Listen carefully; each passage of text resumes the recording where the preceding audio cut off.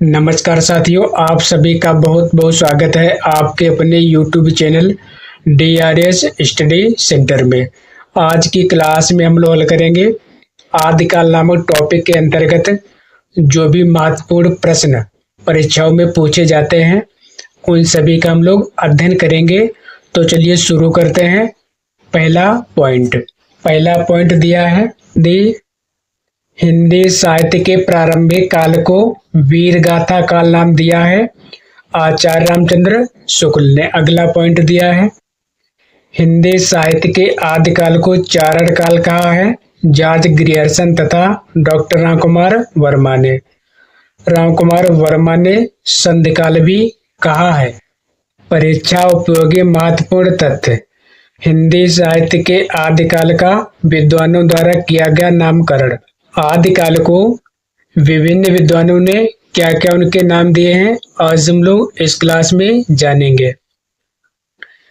मिश्र बंधु ने आदिकाल को कहा है आरंभिक काल।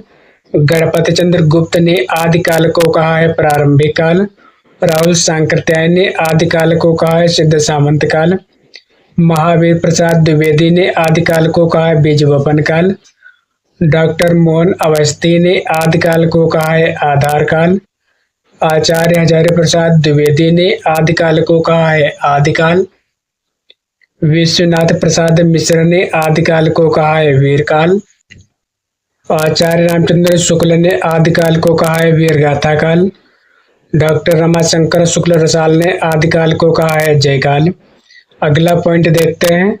गोरखनाथ का समय 11वीं शताब्दी है यह मान्यता है डॉक्टर पीताम्बर दत्त बर्तवाल की। अगला पॉइंट दिया है इतिवृत्त और आलोचना का संवित रूप होने से वह इतिहास आज भी प्रकाश स्तंभ बना हुआ है। इस कथन में जिस इतिहास की ओर संकेत किया गया है उसके लेखक हैं आचार्य रामचंद्र शुक्ल। अगला पॉइंट देखते हैं। अपने साहित्य इतिहास ग्रंथ में हिंदी के गद्य साहित्य को गद्य का आविर्भाव, गद्य का प्रवर्तन, गद्य का प्रसार और गद्य की वर्तमान गति खंडों में विभक्त किया है आचार्य रामचंद्र शुक्ल ने। अगला पॉइंट देखते हैं। डॉक्टर रामकुमार वर्मा ने हिंदी साहित्य का आरंभ माना है 693 ईस्वी से। अगला पॉइंट दिया है बौद्ध धर्म से जुड़े हुए साहित्य की भाषा है पाली। अगला पॉइंट देखते हैं। भरतेश्वर बाहुबली रास रचना है अपभ्रंश प्रभावित हिंदी। अगला पॉइंट देखते हैं। भरतेश्वर बाहुबली राज के रचनाकार हैं शालभद्र सूर्य। अगला पॉइंट दिया है पंच पांडव रचित राज के रचयिता हैं शालभद्र सूर्य। अगला पॉइंट देखते हैं। ढोला मरूरा दुहा है 11वीं शताब्दी में रचित लोक भाषा काव्य। अगला पॉइंट दिया है अपभ्रंश शब्द का सबसे पहले उल्लेख किया पतंजलि ने। अवाट भाषा में शिक्षा शब्द के लिए प्रयोग किया गया शब्द है शिक्षा। अगला पॉइंट देखते हैं। राहुल सांकृत्यायन के अनुसार चर्या गीत और दोहा कोश की रचना करने वाले पहले बौद्ध सिद्ध हैं सरहपा। अगला पॉइंट देखते हैं। सिद्ध परंपरा की योगिनियां हैं मणिभद्रपा, मणिभद्रा, लक्ष्मीकरा, कनकलापा तथा मेघलापा। परीक्षा उपयोगी महत्वपूर्ण तथ्य अधिकांश साहित्य इतिहासकारों के अनुसार हिंदी के प्रथम कवि हैं सरहपा। इनको कहा जाता है सरहपाद, राहुलभद्र और सरोज वज्र। अगला पॉइंट देखते हैं। सरहपा या सरापाद की रचनाओं का संपादन किया है राहुल सांकृत्यायन ने दोहा कोश नाम से। अगला पॉइंट देखते हैं। डॉक्टर गणपत चंद्र गुप्त हिंदी का प्रथम कवि मानते हैं शालभद्र सूर्य को। अगला पॉइंट देखते हैं। डॉक्टर रामकुमार वर्मा हिंदी का प्रथम कवि मानते हैं स्वयंभू को। अगला पॉइंट देखते हैं। सिद्ध परंपरा के प्रथम कवि हैं सरहपा या सरापाद। अगला पॉइंट देखते हैं। सरहपा या सरापाद को हिंदी का प्रथम कवि माना है राहुल सांकृत्यायन ने। अगला पॉइंट देखते हैं। सहजयान के प्रवर्तक हैं सरहपा या सरापाद। अगला पॉइंट दिया है। ओसिया पुंड को हिंदी का प्रथम कवि माना है शिव सिंह सेंगर ने। अगला पॉइंट देखते हैं।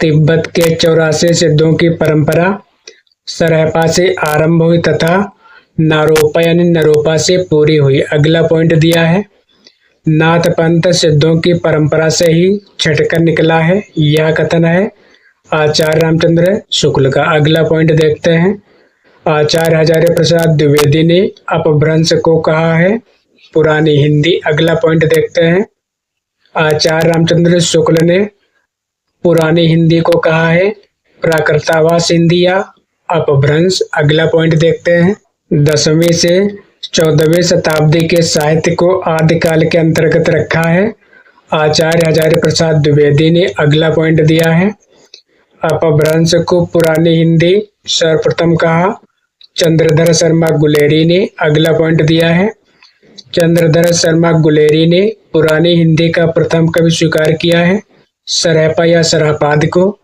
अपभ्रंश का वाल्मीकि कहे जाते हैं स्वयंभू।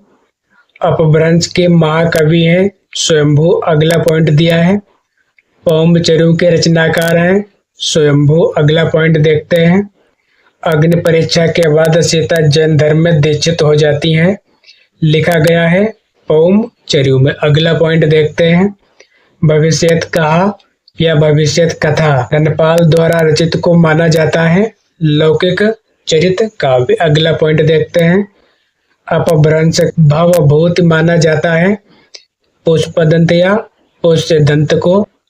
पुष्पदंत या पुष्यदंत की रचनाएं हैं महापुराण, जय कुमार या अड़य कुमार चर्यु या यशोधर चरित, जसहर चर्यु। अब हम लोग पढ़ेंगे परीक्षा उपयोगी महत्वपूर्ण तथ्यों के बारे में। खड़ी बोली में सबसे पहले काव्य सृजन करने वाले कवि हैं अमीर खुसरो। अगला पॉइंट दिया है, अमीर खुसरो की रचनाएं हैं खालिक बारी या खलिक बारी, पहेलियां, मुकरियां, गजल, दो सखुने, दो सुकने। अगला पॉइंट दिया है, आदिकाल के अंतिम चरण के सुप्रसिद्ध कवि हैं अमीर खुसरो। अगला पॉइंट देखते हैं, अमीर खुसरो की पहेलियों तथा मुकरियों का उद्देश्य है मनोरंजन के माध्यम से लोक व्यवहार की शिक्षा। अगला पॉइंट दिया है, जेहाल मिसकी मकुंत गाफुल दुराय नैना बनाए बतिया, इस पंक्ति के रचनाकार हैं अमीर खुसरो। अगला पॉइंट देखते हैं, खुसरो का लक्ष्य जनता का मनोरंजन था पर कवि धर्मोपदेशक थे, इस कथन को कहा है आचार्य रामचंद्र शुक्ल ने। अगला पॉइंट देखते हैं, राउल वेल या राउर बेल प्रोढ़ा कविकृत शिलांकित कृति है जिसे चंपू काव्य भी कहा जाता है। अगला पॉइंट देखते हैं, कलचुर राजवंश के 7 नायिकाओं के नखशिक वर्णन से संबंधित ग्रंथ है राउल वेल या राउल बेल। अगला पॉइंट देखते हैं, कुवलय माला कथा के लेखक हैं उद्योतन सूर्य। अगला पॉइंट देखते हैं, उक्त व्यक्ति प्रकरण के लेखक हैं दामोदर शर्मा। अगला पॉइंट देखते हैं, उक्त व्यक्ति प्रकरण है व्याकरण ग्रंथ। अगला पॉइंट देखते हैं, आदिकाल की भाषा है डिंगल पिंगल अपभ्रंश। अगला पॉइंट देखते हैं, चारण साहित्य कहते हैं रासो साहित्य को। अगला पॉइंट दिया है, सिद्धों तथा नाथों की संख्या है क्रमशः 84 तथा 9। सिद्ध 84 है और नाथ 9 है। अगला पॉइंट देखते हैं, आदिकाल में साहित्य लिखा जा रहा था जनजीवन से हटकर राजाओं की वीरता का अतिरंजित वर्णन। अगला पॉइंट देखते हैं, रासो ग्रंथों की भाषा सामान्यतया है डिंगल पिंगल। अगला पॉइंट देखते हैं, उपदेश रसायन के रचनाकार हैं जिनदत्त सूर्य। अगला पॉइंट देखते हैं, हिंदी साहित्य के 700 ईसा से 1300 ईसा की कालखंड को जॉर्ज ग्रियर्सन ने नाम दिया है चारण काल। अगला पॉइंट देखते हैं, विशलदेव रासो नरपत नालत कृत है में प्रयोग किया गया है गेय शैली का। अगला पॉइंट देखते हैं, विशलदेव रासो में विशलदेव की पत्नी है राजमती। अगला पॉइंट देखते हैं, विशलदेव रासो है प्रेम काव्य या श्रृंगार काव्य। अगला पॉइंट देखते हैं, वह रासो काव्य जिसका मूल वर्ण विषय वीरस न होकर श्रृंगार रस है बीसलदेव रासो अगला पॉइंट दिया है। राजमती से रूटकर बीसलदेव चला जाता है उड़ीसा यानी ओडिशा को, अगला पॉइंट देखते हैं। जगनिक द्वारा रचित परमाल रासो को जाना जाता है आल या आला खंड के नाम से भी, अगला पॉइंट देखते हैं। वीर गाथा काल के प्रसिद्ध प्रबंध काव्य का नाम है पृथ्वीराज रासो, अगला पॉइंट देखते हैं। आचार्य रामचंद्र शुक्ल हिंदी का प्रथम महाकवि तथा महाकाव्य मानते हैं चंदबरदाई तथा उनकी रचना पृथ्वीराज रासो को। आचार्य रामचंद्र जो शुक्ल है हिंदी का प्रथम महाकवि चंदबरदाई को मानते हैं तथा प्रथम महाकाव्य पृथ्वीराज रासो को मानते हैं, अगला पॉइंट देखते हैं। पृथ्वीराज चौहान अनुरक्त थे संयोगिता के प्रति, अगला पॉइंट दिया है। पृथ्वीराज रासो ग्रंथ में पृथ्वीराज चौहान के पिता का नाम है सोमेश्वर। अब हम लोग पढ़ेंगे आदिकालीन रचनाएं एवं रचनाकारों के बारे में। रचना और रचनाकार। बीसलदेव जो रचना है इसके रचनाकार हैं नरपतनाल। पृथ्वीराज रासो के रचनाकार हैं चंदबरदाई। परमाल रासो के रचनाकार हैं जगनिक। खुमार रासो के रचनाकार हैं दलपति विजय।